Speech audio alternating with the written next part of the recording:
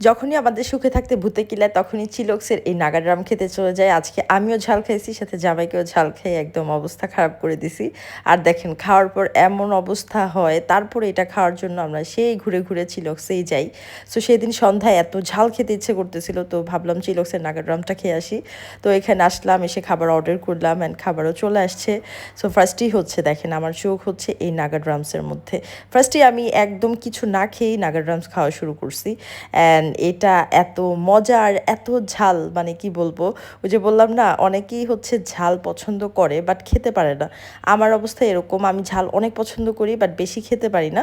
মার্জিয়া মীরা পোরা যেমন ইজিলি খেতে পারে, বাট আমার খাওয়ার পর অবস্থা দেখেন কি হয়েছে। আমি এখানে কোক এমনি নর্মাল খাচ্ছিলাম, তারপর আবার আইস দিয়ে আমার হাজব্যান্ড দিচ্ছিল, বলে এইভাবে খাও তাহলে ঠান্ডাটা বেশি লাগবে আর ঝালটাও কমে যাবে। তো আমি তো নাগাড্রামস খাওয়ার পর এখন ফিশ টস, যেটা চিলক্সের আমার ফেভারিট আইটেম, সেটা খেলাম। দেন এখানে চিকেন ফ্রাই ছিল নর্মাল, যেটা নাগা ছাড়া, সেটাও খেলাম। দেন লাস্টলি হচ্ছে এই যে আমার পছন্দের বার্গারটা একদম সসে ডুবু ডুবু থাকে। চিলক্সের বার্গার একদম জুসি হয়, এই জন্য আমার অনেক পছন্দ। যদিও আমি বার্গারটা পুরোটা শেষ করতে পারিনি, আগে এত আইটেম খেয়েছি যে বার্গারটা আমি আর শেষ করতে পারিনি।